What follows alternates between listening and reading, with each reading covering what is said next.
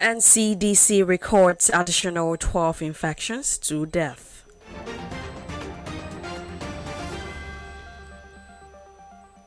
And on the foreign scene, EU launches military mission to train Mozambique army. Ivory Coast ex-presidents unite against Ouattara. And on the ever-exciting world of sport, Italy celebrates Euro 2020 title.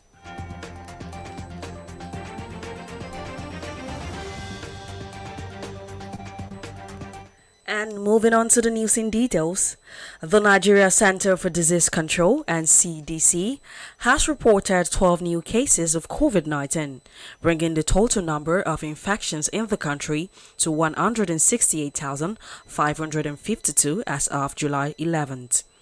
The NCDC disclosed this on its website handle today. It disclosed that the 12 additional coronavirus infections and 2 additional COVID-19 related deaths were reported in 3 states. It noted that 8 people who have now recovered from the disease have been discharged from isolation centers across the country. The NCDC said that until date, a total of 164,439 cases have been discharged and 2,124 deaths recorded in 36 states and the Federal Capital Territory. It added that the nation's active cases stood at 1,989. The agency stated that the country has tested a total of 2,331,734 samples from over its 200 million people.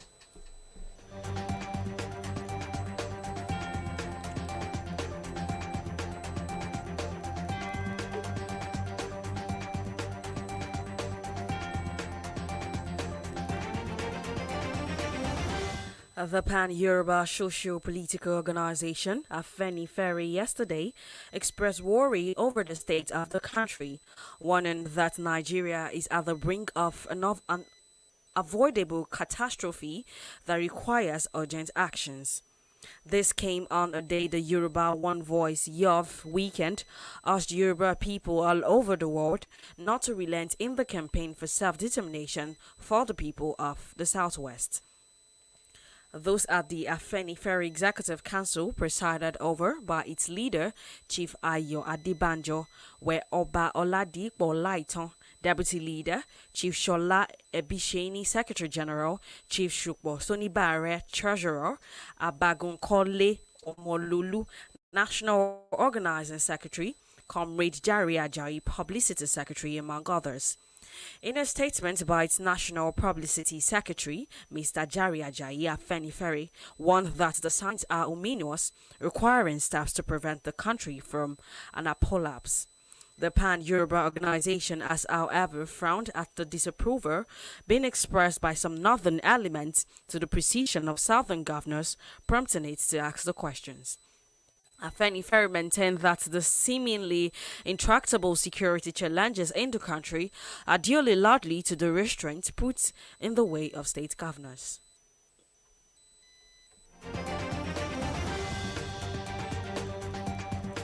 You are still listening to the news from around the world on T-Solid Radio. Still to come is the foreign and sport news. Do remember that you can download our app T-Solid on Play Store or log on to www.tsolid.tv. You can as well follow us on our various social media platforms and at T-Solid Radio TV.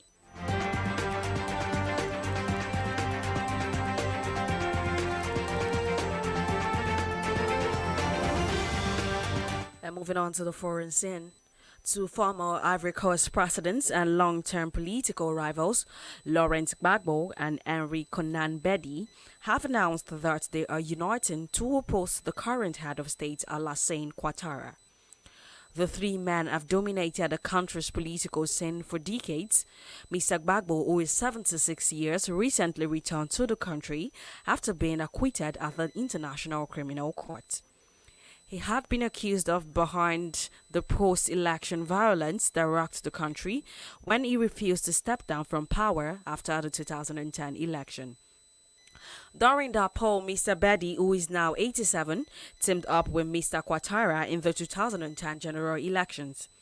Mr. Bedi and Mr. Bago, however, say the urgent need to work for a return to a definitive and durable peace in Ivory Coast is the reason they have decided to unite.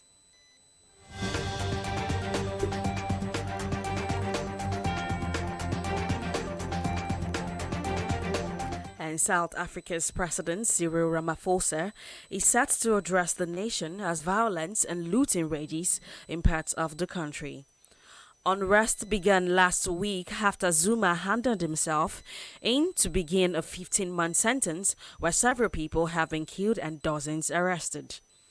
Zuma was convicted of contempt of court after failing to attend an inquiry into corruption during his presidency. The 79-year-old who denies corruption is hoping to get his sentence rescinded or reduced at the Constitutional Court hearing. However, legal experts say his chances of success are slim. Mr. Ramaphosa has already deployed the army to curb the unrest, which has mostly affected Mr. Zuma's home province of KwaZulu-Natal and South Africa's biggest city, Johannesburg.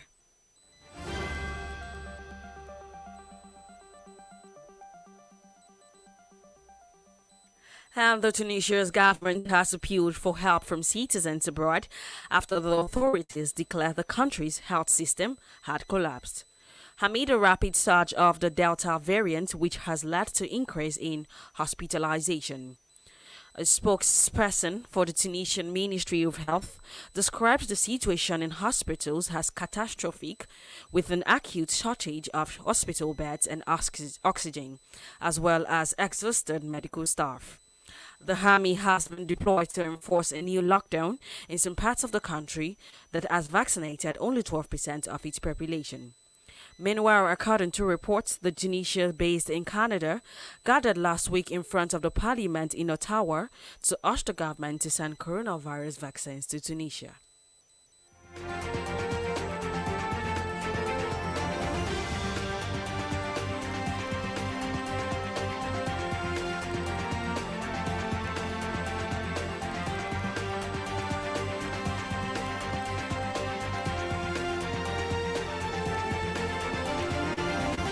United States law enforcement and national security officials met with Haiti's leader and police to offer assistance in the wake of President Jovenel Moïse's assassination. The delegation representing the Department of Justice, Department of Homeland Security, State Department and National Security Council arrived in Haiti on Sunday, NSC spokeswoman Emily Horn said in a statement. They also met with top Haitian political leaders, including interim Prime Minister Claude Joseph and Senate President Joseph Lambert, to encourage open and constructive dialogue to reach a political accord that can enable the country to hold free and fair elections. On Saturday, the United States team expressed support for the Haitian government as it seeks justice in this case and affirmed the United States' support for the people of Haiti in this challenging time. So far, 17 suspects have been arrested and at least 3 killed.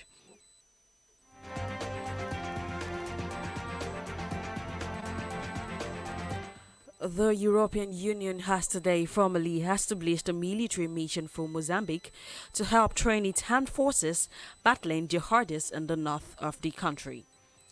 A deadly insurgency by militants linked to the Islamic State group has ravaged the gas-rich Cabo Delgado province since late 2017, claiming some 3,000 lives and displacing 800,000 people. Former colonial master of Portugal is already providing training for Mozambican troops. Lisbon military instructors on the ground are expected to make some half of the new EU mission, which will be headed by a Portuguese commander. The approval of the EU training mission comes as regional powers are also looking to bolster their support for Mozambique's fight to crush the insurgency.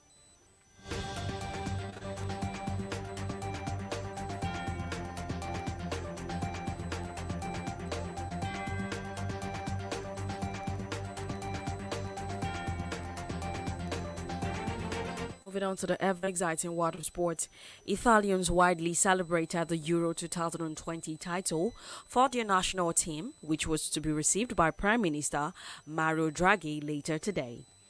Thousands took to the streets across the country after Italy beat England 3-2 on penalty kicks to win the trophy at Wembley late Sunday for their second continental title.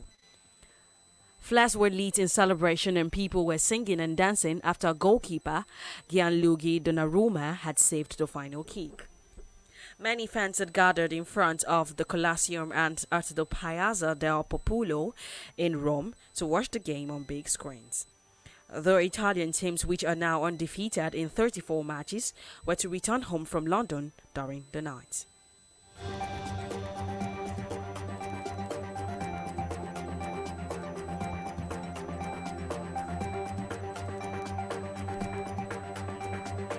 Portugal's keeper Cristiano Ronaldo has won the Euro 2020 Golden Boot Award.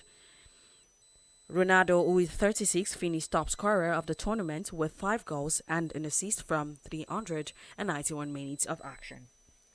Czech Republic Patrick Schick emerged as a surprise contender for the Golden Boot after he also scored 5 times, helping his side reach the quarterfinals. Ronaldo beat Schick to the award as UEFA's rule states that in the eventuality of 2 or more players being tied on the same number of goals, the player with the highest number of assists will be deemed the winner. The Juventus star scored twice in the game during Portugal's 3-0 win against Hungary in their tournament opener. His 2 goals against France took his international total for Portugal to 109, matching the world record mark set by former Iran forward Ali Dahi.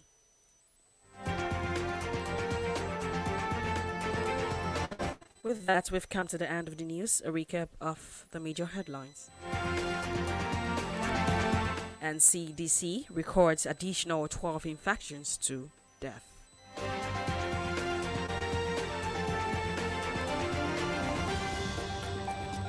EU launches military mission to train Mozambique army. And Ivory Coast ex-president unites against Ouattara. And on the ever-exciting water sport, I read Italy celebrate Euro 2020 title.